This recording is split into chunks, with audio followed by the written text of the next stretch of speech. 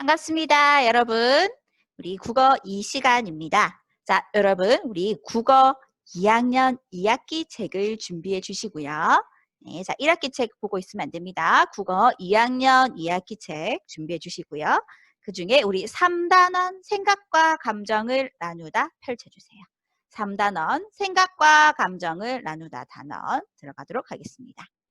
자, 우리 생각과 감정을 나누다 단원에는 어떤 게 있는지 한번 볼까요? 자, 보니까 한글의 창제 원리와 우수성, 마음을 나누는 대화, 우리 두 가지가 있는데요. 먼저 한글의 창제 원리와 우수성, 이 단어를 먼저 나가도록 하겠습니다. 자, 이 단원으로 한번 이동해 볼까요?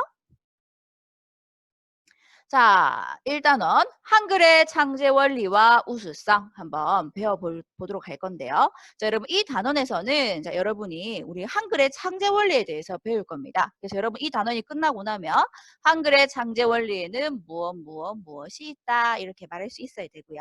자, 그리고 또 한글이 얼마나 우수한 글인지 자, 이런 것들에 대해서 우리 배울 거거든요. 자, 그래서 자, 한글의 창제 원리와 우수성을 여러분이 이해를 잘 하고 말로 표현할 수 있으면 되겠습니다. 자, 우리 생각 깨우기 단어 한번 먼저 보도록 할까요? 자, 교과서 116쪽입니다. 자, 교과서 116쪽 다 펼쳤지요? 자, 봅시다. 사람들이 문자를 만든 이유를 생각해 보자 라고 되어 있네요.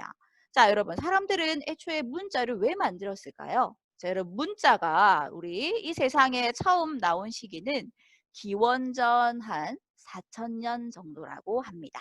이집트의 상형 문자, 그다음에 페키니아의 뭐 쐐기 문자, 그다음에 중국의 갑골 문자 등등이 있는데요. 자, 이렇게 아주 오랜 옛날부터 사람들이 문자를 만들어서 생활해 왔단 말이죠.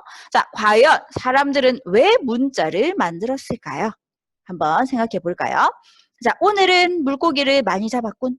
물고기를 잘 잡는 방법을 기록해 두면 좋겠는데 라고 여기 지금 보면 원시인으로 보이는 사람이 이렇게 말을 했어요. 자, 이 사람의 말을 생각해 보니까 고려 이거를 자, 우리 참고해 가지고 자, 문자를 대체 왜 만들었을까? 한번 생각해 봅시다. 자, 여러분 이거는 우리가 말과 다른 문자의 특징을 한번 생각을 해보면 되는데요. 자, 여러분 우리 말이라고 하는 거는 말하자마자 입 밖으로 뱉자마자 어떻게 됩니까? 사라져 버리죠. 그죠? 자, 그런데 문자는 뭐예요? 그거를 적어 놓으면 문자로 적어 놓으면은 이거는 영원히 우리가 보관을 할 수 있습니다. 그쵸? 자, 그래서 자, 사람들이 왜 문자를 만들었겠습니까, 여러분? 말로 하면 사라져 버리니까. 이거를 다른 사람한테 더 잘 전달하고 싶다 이거예요. 멀리 떨어진 사람한테 전달해 주고 싶고 그다음에 지금 이 자리에 같이 있는 사람뿐만 아니라 다음에 후세에 몇 년이 훨씬 더 지난 뒤에도 수십 년이 지난 뒤에도 뭔가 이러한 내가 적은 것들을 다른 사람한테 보여주고 싶다라고 하는 마음 때문에 만들었겠죠. 그죠? 자, 우리 답만 한번 확인해 볼까요? 자, 여러분 이거는 적지 마시고 답만 확인하면 되겠습니다. 자, 사람들이 문자를 만든 이유는 봅시다. 첫 번째, 기억이나 지식을 보존하고 다음 세대에 전수하기 위해 만들었다. 두 번째, 다른 사람과 의사소통하기 위해 만들었다. 이렇게 두 가지 되겠습니다. 자, 그 다음에 여러분 또 한번 볼까요? 자, 교과서 117쪽을 봅시다. 한글 하면 떠오르는 것을 자유롭게 이야기해보자 라고 되어 있네요. 자, 여러분 한글 하면 떠오르는 거 뭐가 있나요? 자, 선생님은 여러분 여기 보면 여기 요 동상도 있네요. 누굽니까? 네, 세종대왕님이죠. 그죠? 한글을 창제하신 세종대왕님이 먼저 떠오릅니다. 자, 그리고 한글이 반포된 날짜를 기준으로 잡은 한글날이 떠오르네요. 10월 9일 한글날. 공휴일이죠. 그죠? 한때 이 한글날이 여러분 공휴일에서 사라진 날이 있었어요. 공휴일이 한글날은 있지만 공휴일이 아닌 날이 있었거든요. 아니었던 적이 있었거든요. 자, 그러니까 정말 그게 너무너무 아쉬웠는데 다른 사람들이 안 그래도 요새 다들 한글에 대해서 별로 관심이 없는데 이렇게 자, 그 공휴일마저 지정이 안 되다 보니까 사람들이 너무 관심이 떨어져서 다시 공휴일이 부활되었습니다. 그래서 10월 9일은 우리 쉬는 날이에요. 즐거운 날이죠. 그죠?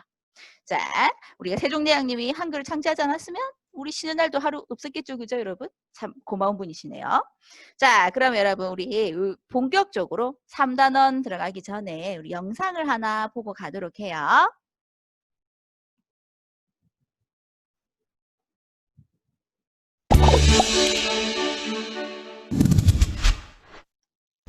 자, 한글 같이 살펴봅시다. 이 한글이란 말은 세종대왕님이 처음 쓰신 게 아니고요. 우리나라 1910년에 우리나라 국어의 또 아버지 아닙니까? 주시경 선생님께서 한글이란 말을 처음으로 쓰시게 됩니다. 큰 글자다라는 뜻인데요. 세종대왕님이 훈민정음, 이제 정음이라고 불리게 되는데 이 우리의 문자를 만들고 나서 양반 4대부들이 그렇게 무시를 했답니다. 뭐 중국, 아버지의 한자가 있는데 이런 천한글을 왜 쓰냐?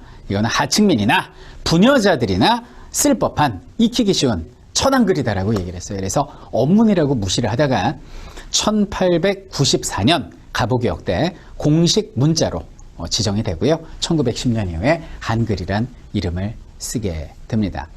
한글의 특징 몇 가지 보고 갈게요. 한글의 첫 번째 특징은 뭐냐면 그 창제에 대해서 우리가 정확하게 알고 있다는 겁니다.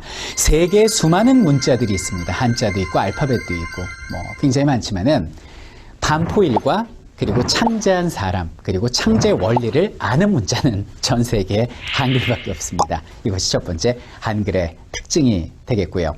자, 한글의 두 번째 특징은 뭐냐면 과학적으로 만들어진 표음문자라는 것입니다. 두 번째 특징이죠.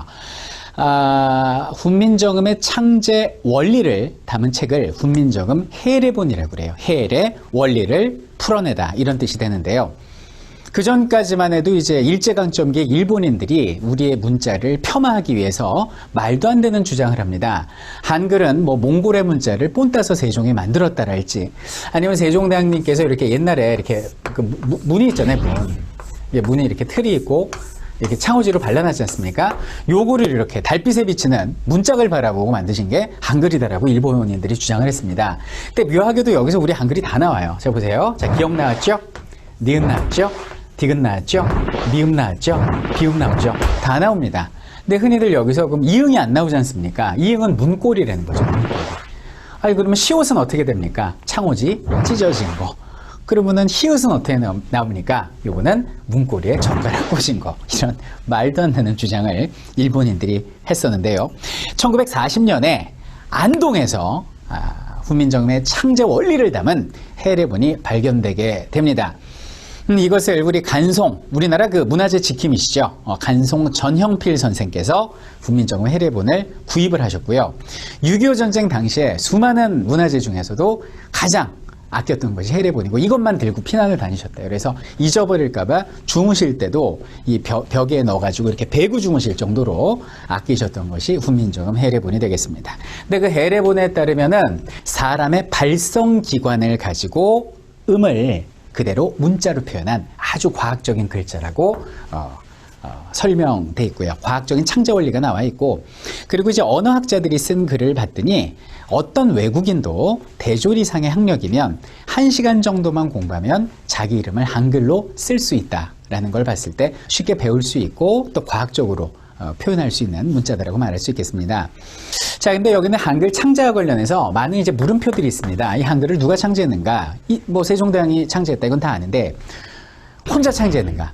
집현전학자들하고 같이 창제했는가? 이거 갖고 이제 논란이 많아요.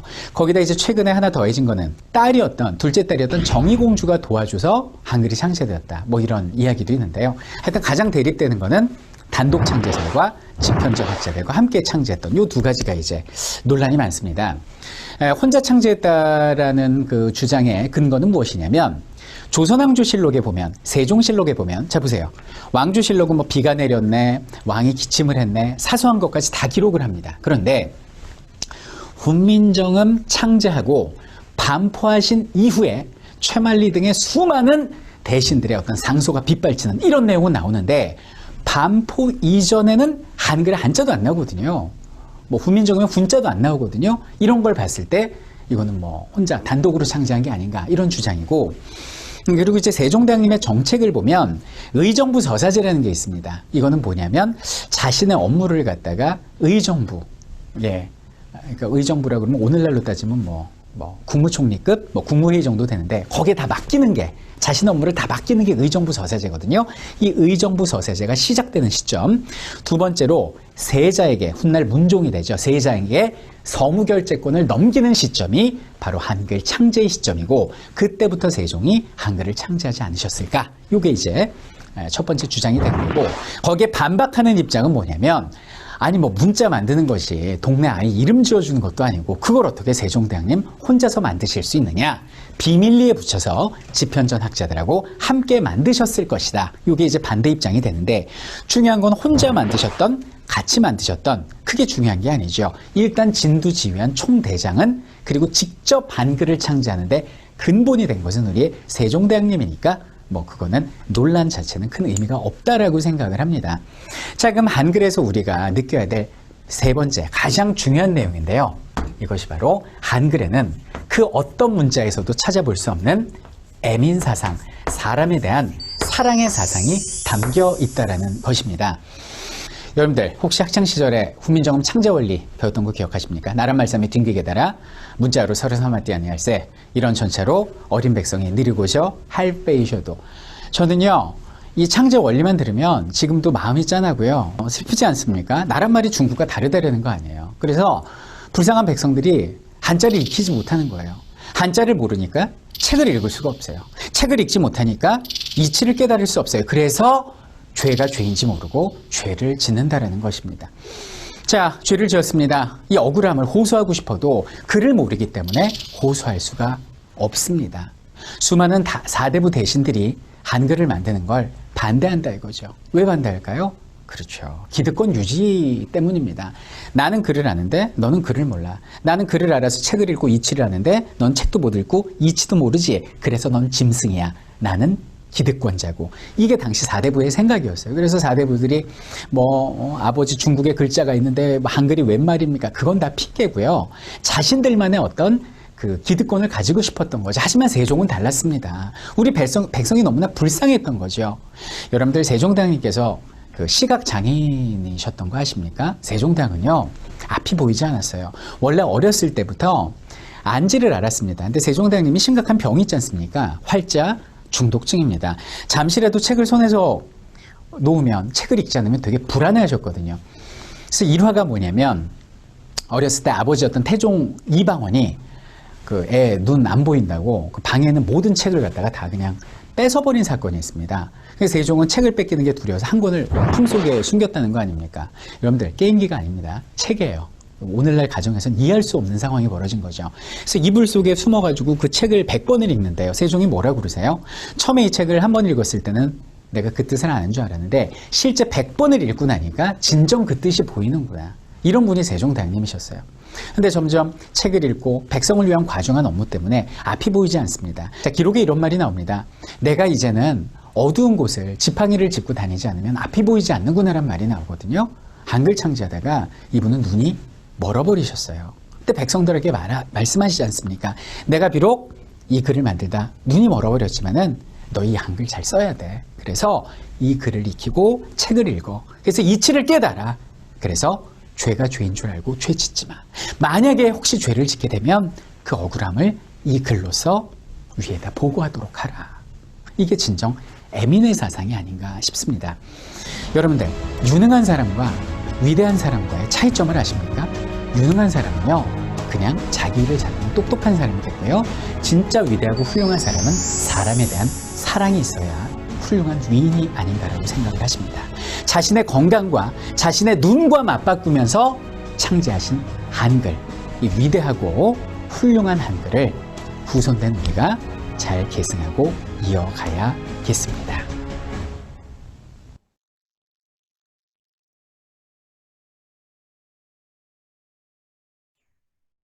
자, 여러분 영상 잘 보셨나요? 자, 우리 여기에 보니까 자, 세종대왕의 이런 위대한 모습들에 대해서 나와 있었죠. 한글의 위대함도 같이 있었습니다. 자, 우리 하나하나 우리 제대로 배워보도록 합시다. 자, 교과서 118쪽 펼쳐주세요. 교과서 118쪽입니다. 자, 한글의 창제 배경과 창제 원리 이해하기. 봅시다. 1번. 한글이 창제되기 전에 문자 생활을 알아보자. 라고 돼 있네요. 자, 여러분 여기 보니까, 자, 우리 이거 뭐라고 하죠? 방이라 그러죠. 그죠? 자, 이렇게 방이 붙었는데, 여기 여러분 여기 보면은 농사라고 한자가 적혀져 있습니다. 자, 여기 보니까 이렇게 나와 있어요. 자, 여기 양반 같죠? 이 사람은 보니까 갓 쓰고 돋보 있고 이런 거 보니까 양반입니다. 자, 양반은 보니까 농사법을 알려주는 훌륭한 책이 새로 나왔군 하고 요 내용을 딱 알 수 있죠. 그죠? 자, 근데 여러분 여기 보니까 그냥 일반 평민입니다. 보니까 한자로 쓰여 있어 읽을 수가 없네. 한자를 배울 처지도 아닌데 라고 되어 있죠. 그죠? 자, 한번 봅시다. 그러면 자, 위 상황을 바탕으로 우리 조상들은 어떤 방법으로 문자 생활을 했는지 생각해보자 라고 되어 있네요. 그죠? 자, 여기 보니까 자, 아까 자, 우리말을 표기할 고유한 무엇이 없어서 자, 여러분 우리말을 표기하는 거 쓰는 것이죠. 그죠? 자, 쓰는 거 문자입니다. 그죠? 우리말을 표기할 고유한 문자가 없어서 자, 우리 아까 자, 방에 어떤 글자가 있었습니까? 네. 한자가 있었죠. 그죠? 한자를 사용해 문자 생활을 했다. 우리말을 표기할 고유한 문자가 없어서 한자를 사용해 문자 생활을 했다. 이렇게 했었습니다. 자, 이거 말고도 여러분 우리가 한자를 가지고 만든 뭐 이두라든가 향찰 이런 표기법도 있긴 있었어요.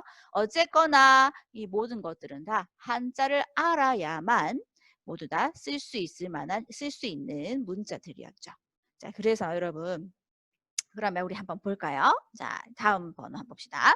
자, 1과 관련하여 우리 조상들이 겪은 문자 생활의 어려움을 이야기해 보자 라고 되어 있습니다. 자, 여러분 한번 우리 그냥 말로 일단 한번 해보고 정리를 한번 해볼까요? 자, 봅시다. 자, 우리말을 표기할 고유한 문자가 없었어요. 그래서 한자를 사용했어요. 자, 근데 여러분도 한자를 오랫동안 배워왔지만 어떻습니까? 너무 어려워요. 그죠? 너무 어려운 거예요. 자, 그래서 특히나 이제 뭐 이렇게 집이 좀 부자고, 그 다음에 양반 같은 경우에는 늘 이렇게 공부를 시켰으니까 한자 공부를 어릴 때부터 이렇게 배운 사람은 한자를 알 수 있었겠죠. 그렇지만 자, 어릴 때부터 자, 집이 뭐 가난하고 그냥 일반한 평범한 집에서는 그게 불가능했다 이거죠. 그죠? 자, 그냥 평범한 집에서는 자, 이렇게 아이들을 한자 교육을 시킬 만한 여력이 없었던 거예요. 한자를 배울 수 있는 그런 처지가 아닌 사람들은 한자를 못 배웠던 거죠. 그죠? 자, 그런데 여러분, 자, 나라의 모든 뭐 알림 이런 것들도 자, 공고문도 다 한자로 쓰여져 있고. 그다음에 내가 뭔가 억울한 일이 있어요. 그래서 뭔가 자, 이거를 가서 사또한테 가가지고 사또 내가 이런 일을 겪었는데 자, 이 사람 좀 처벌해 주세요. 라고 말을 하고 싶어도 여러분. 자, 그러면 뭐라 합니까? 사또가. 자, 그러면은 자, 이게 자, 일단 신청서를 하나 써와 라고 이렇게 탁 내미는데 자, 그 신청서가 전부 다 한자로도 돼 있는 거예요. 자, 근데 여러분은 자, 글을 몰라요. 너무 어려워가지고 한자 너무 어려워서 글을 못 쓰는 거예요. 자, 그러면은 거기에 대해서 내가 뭔가 나의 억울한 일을 대해서 적을 수도 없고 전달할 수도 없는 거죠. 그죠? 맞죠? 그래서 보면요. 자, 첫 번째로 자, 우리 조상들이 한자 때문에 겪었던 거 보면은 우리말에 뭔가 맞는 문자가 없어서 한글이 없었을 때는 어떻게 살았을까? 한번 생각해 보면은 자, 먼저 한문을 제대로 못 배운 사람들은 한문으로 쓰여져 있는 책 같은 거 이런 거 못 읽죠. 그죠? 그러니까 더 무식해지잖아요. 그죠? 자, 그다음에 또 보면은 자, 내가 뭔가 여러 가지 나의 모든 것을 다 표현하고 싶어도 자, 그거를 한자로 적어 때문에 자신의 뜻을 표현할 수가 없었다. 이게 되겠죠. 그죠? 자, 그러면 이거를 우리 한번 정리해 봅시다. 자, 한문 교육을 받을 형편이 되지 않은 평민들은 한문으로 쓰인 글을 읽을 수 없어서 글로 전해지는 지식과 정보를 얻기가 어려웠을 것이다. 또한 자신이 전달하고 싶은 내용이 있어도 글로 표현하지 못했을 것이다. 자, 여러분 요거는 여러분 교과서에다가 적어 놓으십시오. 알겠죠? 자, 한글이 창제되기 이전에 우리 조상들이 겪었던 문자 생활의 어려움이에요. 한문 교육을 받을 형편이 되지 않은 평민들은 한문으로 쓰인 글을 읽을 수 없어서 글로 전해지는 지식과 정보를 얻기가 어려웠을 것이다. 또한 자신이 전달하고 싶은 내용이 있어도 글로 표현하지 못했을 것이다. 자, 요거를 교과서에다가 적어 놓습니다.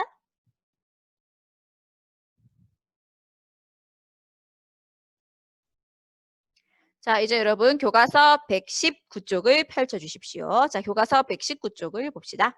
자, 2. 세종대왕이 한글을 창제한 이유를 밝힌 다음 글을 읽고 한글의 창제 정신을 알아보자 라고 되어 있네요. 자, 여러분 우리 한번 볼까요? 자, 여기 나옵니다. 자, 훈민정음 여기 요 앞에 이제 세종 그 어지 부분인데요. 자, 이게 여러분 이렇게 들어보나요? 아까 우리 그 영상에도 봤었죠. 나란 말씀이 중국과 달라 이렇게 하는 게 있었죠, 그죠? 자, 문자로 서로 사마띠 아니할세. 어린 백성이 말하고자 홀패 있어도 이렇게 했었죠, 그죠? 맞죠? 자, 이런 게 그게 이제 있었는데요. 자, 이거를 여러분 이제 한글로 이제 풀이해가지고 해놓은 겁니다. 현대어로 이제 풀이해가지고 해놓은 거예요. 이걸 한번 들어보도록 하죠. 우리나라 말이 중국과 달라 한자와는 서로 통하지 않으므로 어리석은 백성이 말하고자 하는 바가 있어도 끝내 제 뜻을 펴지 못하는 사람이 많으니라. 내가 이것을 가엾게 여겨 새로 28글자를 만드니 모든 사람으로 하여금 쉽게 익혀서 날마다 쓰는데 편리하게 하고자 할 따름이니라. 한글 학회편, 훈민정음 옮김과 해설. 네, 자 봅시다, 여러분. 자, 우리가 훈민정음은요. 자, 세종대왕이 창제한 글자 이름, 한글. 원래 이름이 이제 훈민정음이었습니다. 자, 그리고 한글이 만든 뒤에 이제 훈민정음 해례본 해가지고 이렇게 이 책을 하나 만들어요. 자, 그 책의 맨 처음에 이제 나오는 게 훈민정음에서 맨 처음에 이제 나오는 게 이제 바로 이 부분입니다. 자, 우리나라 말이 중국과 달라. 이렇게 시작한 게 이게 이제 세종의 어지 부분이에요. 세종이 이렇게 그 세종대왕님이 한글을 창제하고 나서 자, 어떻게 내가 이 한글을 만들었느냐 그 의도의 창제 의도에 대해서 이렇게 설명을 해놓은 부분이에요. 자, 그게 방금 우리가 읽은 이 부분인데요. 자, 여기 하나씩 우리 한번 살펴보도록 할까요? 자, 밑에 부분을 한번 보도록 합시다. 자, 요거를 이렇게 좀 크게 한번 보도록 해요. 자, 창제한 이유. 자, 첫 번째 봅시다. 자, 맨 첫 번째. 우리말은 중국말과 어떻다라고 했었죠? 우리말은 중국말과 서로 다르다라고 했었죠. 우리말은 중국말과 달라. 한자가 아닌 우리의 독창적인 문자가 필요하다. 이게 이제 창제 이유 첫 번째였고요. 자, 그 다음에 두 번째 봅시다. 글을 모르는 누가? 자, 우리 여러분, 자, 사대부나 양반들은 글을 잘 알고 있었어요. 그죠? 그런데 일반 백성들은 글을 몰랐죠. 글을 모르는 백성이 글로 자신의 뜻을 표현하지 못하는 것이 안타깝다라고 하는 내용이 있었습니다. 자, 그래서 이거를 이제 가엾이 여겨서 너무 불쌍해 이렇게 여겨서 자, 이 새로 28자를 만들었어요. 그래서 어떻게 하겠다? 모든 사람으로 하여금 쉽게 익혀서 날마다 편리하게 쓰도록 하겠다라고 하는 내용이 있었습니다. 자, 그럼 여러분 하나씩 우리 한번 보도록 할까요? 자, 우리말은 중국과 서로 다르다. 그래서 우리만의 독창적인 문자가 필요해 라고 하는 건 여러분. 자, 실용정신, 자주정신, 애민정신 중에 어디에 해당될까요? 자, 중국과 서로 다르다라는 겁니다. 이 핵심은 중국과 다르다. 그래서 우리는 우리만의 것이 필요해. 바로 여러분 자주정신이에요. 자주정신 여기에 이렇게 들어가줘야 됩니다. 자, 여러분. 자, 그다음 여러분이 지금 생각할 때 중국과 다르니까 우리께 있는 게 당연한 거 아니야? 라고 생각할 수도 있겠지만 여러분 이 당시 역사를 생각해 보면요. 그렇지가 않습니다. 자, 이때는요. 여러분 명나라가 건국이 되었었고 자, 그 다음에 그 명나라가 아주 강한 나라였거든요. 그러면서 이 명나라가 주변 나라 정복도 엄청나게 많이 했었단 말이죠. 그래서 조선 같은 경우에는 자, 실질적으로 우리가 만약에 명나라한테 이렇게 굽히고 들어가지 않고 우리가 그냥 이렇게 우리는 우리대로 뭐 한다라고 하면은 명나라의 침략을 받을 수도 있는 상황이었어요. 그래서 자, 조선 같은 경우에는 어떻게 했었냐면 명나라에 우리는 자, 당신들의 신하가 되겠습니다라고 이야기를 하면서 이렇게 했었던 것이죠. 그래서 보면요, 여러분 그때 뭔가 우리만의 것을 만든다라고 하는 건 자칫 잘못하면 엄청나게 강한 그 나라인 명나라의 심기를 거스를 수도 있는 것이었어요.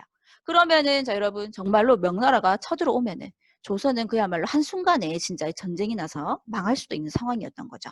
명나라의 속국이 될 수도 있었던 것이죠. 진짜로 이렇게 완전히. 그래서 자 거기에 대해서 매우 매우 조심스러워하던 그런 시기입니다. 자 그런데 그때도 자 이 세종대왕님이 우리는 우리만의 것이 필요해라고 이렇게 한 거기 때문에 자주정신이 되고 있습니다. 자주정신이라는 건 스스로 내가 주인이야. 나는 이 나라의 주인이야. 라고 이렇게 생각하는 것이 자주정신이에요. 자, 그 다음에 또 한번 볼까요? 자, 글을 모르는 백성이 글로 자신의 뜻을 표현하지 못하는 것이 너무 안타깝다. 우리 이게 본문에 보면 이렇게 있습니다. 어리석은 백성이 말하고자 하는 바가 있어도 끝내 제 뜻을 펴지 못하는 사람이 많으니라. 이거죠, 그죠? 자, 이게 보니까 너무 안타까워. 백성이 이렇게 자기 뜻을 펴지 못하는 게 너무 불쌍해. 라고 생각한 거죠. 그래서 이건 여러분 뭐게 되겠습니까? 애민정신. 백성민자잖아요. 백성을 사랑했자입니다. 백성을 사랑하는 마음을 담아서 이 한글을 만들었다는 것이죠. 국민정음을 만들었다는 것입니다. 자, 그 다음에 마지막 부분입니다. 모든 사람으로 하여금 쉽게 익혀서 날마다 편리하게 쓰도록 하겠다라고 하는 게 있었죠. 그죠? 자, 이거는요. 자, 여러분 뭐겠습니까? 실용정신입니다. 모두가 편리하게 쓰도록 하겠다. 자, 실제로 우리 실생활에서 잘 쓰일 수 있게 하겠다라고 하는 거. 실용정신이죠. 자, 그래서 우리 연결해 보면 이렇게 되겠죠. 자, 세종대왕님의 여러분 이런 정신을 잘 담아서 만들어낸 창제한 것이 바로 훈민정음. 오늘날의 한글이 되는 것입니다. 참 대단한 분이시죠, 그죠? 그죠, 여러분? 자, 여러분. 자, 오늘은 우리 여기까지 할 텐데요. 자, 여러분 어떻습니까? 우리 세종대왕님이 자, 한글을 창제한 이유를 보고 나니까 한글에 대해서 좀 더 애착이 가지 않으시는가요?